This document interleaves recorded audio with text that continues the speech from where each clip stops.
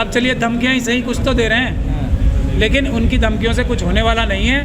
हम लोगों को वो मार सकते हैं, लेकिन एक को मारेंगे तो 100 लोग हमारी लाइन पे चढ़ने के लिए तैयार हैं। तो इनको नुकसान ही होगा हम लोगों को मारने के लिए। अगर मारेंगे तो उसका खमियाजा भुगतेंगे। और जो ये धमकियां देते हैं, इनका काम ही यही है ना।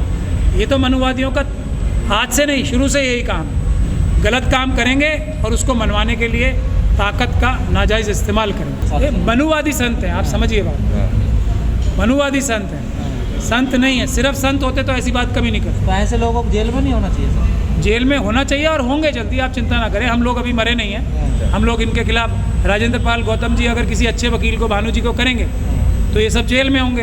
तो आप इंतज़ार कीजिए, अगर भानु प्रताप जी को वकील कर लिया राजेंद्र पाल गौतम जी ने, तो ये चुटकियों में जेल में होंगे सारे। हेट स्पीच नहीं है, ये आतंकवाद है। हेट स्पीच तो बहुत छोटी बात है, आतंकवाद है। मैंने आपको कह दिया ना, राजेंद्र पाल गौतम जी अगर भानु प्रताप जी को वकील कर लेंगे तो ये जेल में मिलेंगे आपको चुटकी बजाते सब।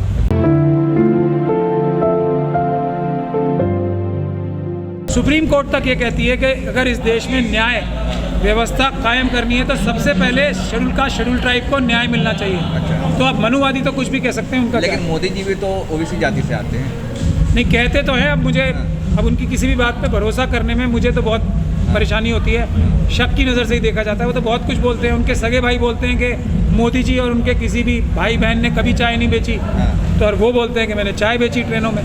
तो ये उनकी डिग्री के बारे में भी तरह तरह के सवाल उठते हैं। वो तो पता नहीं क्या क्या बोलते हैं, सच नहीं बोलते। बाबा साहब ने जो रिप्रेजेंटेटिव डेमोक्रेसी की बात कही थी, उसका मतलब ये था कि जिन लोगों की आवाज़ है, जिन लोगों का मत है, उस मत से चुने हुए जो लोग जाएंगे वो उनकी असली आवाज़ होंगे।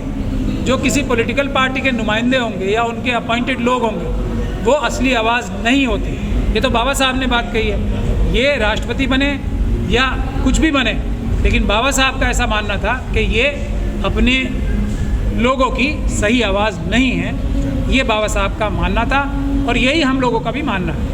सर, आप जैसे लोग जो अम्बेडकरवादी हैं उनको बड़ी धमकियाँ दी जा रही हैं आजकल, जो अम्बेडकरवाद की बात करें। 50 लाख का इनाम भी रखा जा रहा है सर कलम करने का। चलिए, कुछ दिया जा रहा है ना, कुछ ले तो नहीं रहे। उन्होंने तो हमारा सब कुछ छीन रखा है। जो लोग संविधान का ही बहिष्कार कर रहे हैं, वो आजम खान क्या या कोई और क्या, तो ये लोग तो आतंकवादी हैं ना।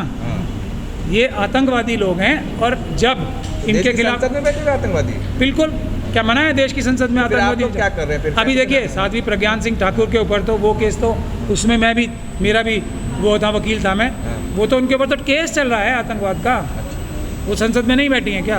पहले जिस चीज़ पे, मैंने तो यही कहा है ना, जिस चीज़ पे उनका अधिकार है, अपने पीछे अधिकार है ना, वहाँ तो बाबा साहब की और भगत सिंह साहब की फ़ोटो लगा रखी है।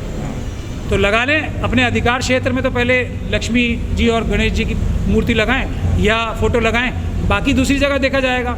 हम लोगों का अधिकार आएगा तो बाबा साहब की फ़ोटो लगेगी, क्योंकि बाबा साहब ने रिज़र्व बैंक बनवाया और देश की जो आज इकोनॉमिक पॉलिसी, फाइनेंशियल पॉलिसी है ना, उसकी बुनियाद रखी। आज उसको निगलेक्ट करके जो चला जा रहा है, उसकी वजह से अर्थव्यवस्था ख़राब हो रही है। तो अगर कोई सही में डिज़र्व करता है, किसी की पिक्चर अगर हमारी करेंसी पे लगनी चाहिए, तो बाबा साहब की लगनी चाहिए, डॉक्टर भीमराव अम्बेडकर। धोखाधड़ी करके वोट मिल रहा है तो खड़े क्यों रहेंगे? तो धोखाधड़ी करके ही वोट ले रहे हैं ना, वो तो उनका हक मारी। धोखा और धड़ी दोनों,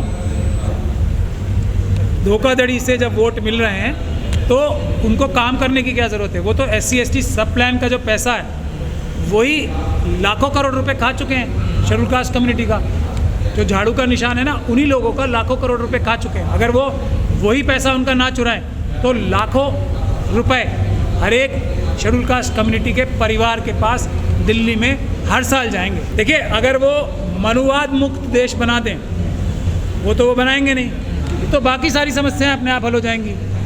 बाकी कोई समस्या नहीं है। मनुवाद मुक्त देश बनाना है, अम्बेडकर वाद युक्त देश बनाएं, अगर कोई ईमानदारी से काम करना चाहता है। बाकी तो RSS में ट्रेनिंग ली है, नागपुर से ट्रेनिंग ली है, केजरीवाल साहब ने नागपुर से ट्रेनिंग ली है, मोदी जी ने झूठ बोलने की ट्रेनिंग वहाँ होती है। ज़्यादा कम की ज़रूरत ही नहीं है ना। ये तो रंग बदलते हैं, किसी के ऊपर गहरा रंग कभी नागपुर से आदेश आता है, किसी के ऊपर हल्का रंग करने का नागपुर से आदेश आता है। जो बिल्कुल भी मनुवादी है, थोड़ा सा भी, उस पर विश्वास करना धोखा ही खाना। अच्छी बात है। आदमी, देखिए, मैं तो इसका एग्जाम्पल नहीं देना चाहता, लेकिन मेरे बहुत सारे दोस्त हैं जिन्हें कुत्ते पालने का शौक़ है, तो वो दूर दूर जगह जाते हैं अच्छे कुत्ते पसंद करने के लिए।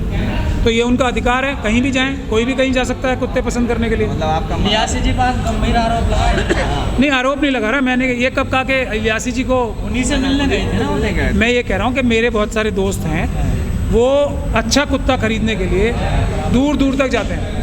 तो अब मोहन भागवत जी भी जा रहे होंगे कई कई जगह पे, मैं क्या कह सकता हूँ इसको। राष्ट्रपिता है। अब वो जो कुत्ता अच्छा होगा, जो वफादार कुत्ता होगा, राष्ट्रपिता भी कहेगा, कुछ भी कहेगा वो तो इसीलिए तो अच्छी जगह जाना पड़ता है ना, ढूंढना पड़ता है अच्छे कुत्ते लेने के लिए, अच्छी जगह जाना पड़ता है। यूनिफॉर्म सिविल कोड, भाजपा कह रही है कि यूनिफॉर्म सिविल कोड लाएंगे अगर सरकार में आ गए तो। अगर अच्छे कुत्ते उनके हाथ आ गए तो बेशक वो कुछ भी कर सकते हैं, लेकिन अगर शेर लोग खड़े रहे तो कोई कुत्ते उनके काम नहीं आएंगे। एक है अम्बेडकरवाद, एक है मनुवाद, और कोई हिंदू मुस्लिम कोई कुछ नहीं है।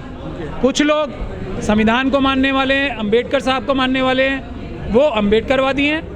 कुछ लोग संविधान को नहीं मानने वाले हैं, मनुस्मृति को मानने वाले हैं, वो मनुवादी हैं। यही दो फैक्शंस हैं देश में, तीसरा कोई फैक्शन है ही नहीं। जो तीसरे फैक्शन की बात करता है या तो वो गुमराह है या वो आरएसएस और बीजेपी का एजेंट है, तीसरा कोई फैक्शन है ही नहीं देश में। ये तो आप खुद ही कह रहे हैं तानाशाही है ना। जो संविधान और कानून के हिसाब से काम न करे वो तानाशाही है, वो अपराध है। तो ये तानाशाही भी है और अपराध भी है, क्योंकि सबसे बड़ी देश की जो सबसे बड़ी संस्था है डेमोक्रेसी, जो संस्थान है डेमोक्रेटिक संस्थान है जितने, उनमें अगर कोई ये कहे कि मैं बिना इलेक्शन जीते उस पोस्ट पे रहना चाहता हूँ, तो ये क्या है? तानाशाही है ना।